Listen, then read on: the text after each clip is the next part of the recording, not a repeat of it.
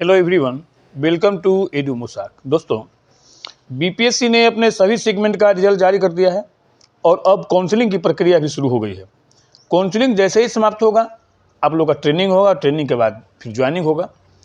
लेकिन एक बात बहुत ही आश्चर्य करने वाला है कि बीपीएससी के द्वारा जो रिजल्ट निकाला गया है, उसके बाद भी रिजल्ट में बहुत सारी त्रुटियाँ रह गई है और काउंसलिंग प्रक्रिया में कुछ ऐसे अभ्यर्थी भी आ रहे हैं जिनसे प्रमाण पत्र मांगने पर भी लोग भाग खड़े हो रहे हैं।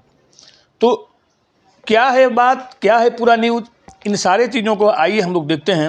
लेकिन उससे पहले यदि आप मेरे चैनल पर नए हैं तो प्लीज़ मेरे चैनल को लाइक, शेयर और सब्सक्राइब अवश्य करें ताकि आने वाले वीडियो का लिंक आपको मिलता रहे। दोस्तों, बहुत सारे काउंसलिंग तो शुरू हो गया है, लेकिन इस काउंसलिंग में बहुत सारे ऐसे भी अभ्यर्थी मिल रहे हैं जो कि सीटेट पास हैं और मैंने उनको भी उत्तीर्ण घोषित कर दिया गया है। बहुत सारे ऐसे अभ्यर्थी हैं जिनका कि सब्जेक्ट कम्बिनेशन गलत है, उनको भी उत्तीर्ण घोषित किया गया है। तो इन सारे चीज़ों को के बारे में ये समझ में ही नहीं आ रहा है कि भाई बीपीएससी सर्टिफिकेट जांच करता है या सिर्फ मेरिट के आधार पर जो आया सबका रिजल्ट जारी कर देता है। ये बात आज तक मेरे समझ में नहीं आया कि क्या बीपीएससी इस चीज़ को भी देखता है कि कौन किस में कौन रिजर्व है, या सिर्फ फॉर्म देखता है और फॉर्म देखने के बाद सीधा रिजल्ट जारी कर दिया। उसको इस बात से कोई मतलब ही नहीं है कि सीटेट वो पास है या सीटेट फेल है, सिर्फ मेरिट में आ गया, कट ऑफ पार कर गया और उसका रिजल्ट बीपीएससी घोषित कर दिया। तो अगर ये बात है तो फिर बीपीएससी मैंने ये किस तरह का एग्ज़ाम लेने का कोई मतलब ही नहीं है फिर। क्योंकि भाई जब तक आप पूरी तरह से सबका डॉक्यूमेंट जांचेंगे नहीं, सही कैंडिडेट को आप चुनेंगे नहीं, तो फिर मेरिट के आधार पर सिर्फ खाली माने उसके पास एलिजिबिलिटी है कि नहीं, बिना एलिजिबिलिटी का मेरिट के आधार पर किसी का रिजल्ट जारी कर दीजिएगा तो इसमें क्या होगा, जो सही कैंडिडेट होंगे, जिनका डॉक्यूमेंट सही होगा, वे बेचारे मारे जा रहे हैं इसमें। आइए देखते हैं उस न्यूज़ को, क्या है वो न्यूज़ जो कि इस बात की पुष्टि करता है कि बहुत सारे ऐसे कैंडिडेट भी सिलेक्ट हो गए हैं जो कि सीटेट पास हैं, बहुत सारे ऐसे कैंडिडेट भी सिलेक्ट हो गए हैं जिनका कि सब्जेक्ट कम्बिनेशन गलत है। देखिए इस तरह, देखिए उस न्यूज़ को, देखिए ये न्यूज़ है आपको, बीपीएससी तीसरे चरण के शिक्षकों की काउंसलिंग शुरू, प्रमाण पत्रों की जांच शुरू हुई तो भाग निकले अभ्यर्थी। ये देखिए मुजफ्फरपुर का ये न्यूज़ है। काउंसलिंग के दौरान जब प्रमाण पत्रों की जांच शुरू हुई तो बीच से ही अभ्यर्थी भाग निकले। बीपीएससी तीसरे चरण की शिक्षक काउंसलिंग में पहले दिन मंगलवार को इसे लेकर जिला निबंधन परामर्श केंद्र में अफरा तफरी मची रही। काउंसलिंग कैंप में पहले दिन कई तरह का फर्जीवाड़ा पकड़ा गया। ऐसे अभ्यर्थी भी धरे गए जो सीटेट में फेल थे, लेकिन बीपीएससी में रिजल्ट जारी कर दिया गया है। यही नहीं, कई अभ्यर्थी ऐसे भी थे जिनके विषय संयोजन में गड़बड़ी थी। ऐसे अभ्यर्थी भी थे जिनका स्नातक में विषय कुछ और था और सीटेट में कुछ और। सीटेट में फेल समेत ऐसे 8 अभ्यर्थियों को संदिग्ध सूची में रखा गया। काउंसलिंग के दौरान जब अभ्यर्थियों का नाम पुकारा गया तो काफ़ी खोजबीन के बाद भी कई अभ्यर्थी नहीं मिले।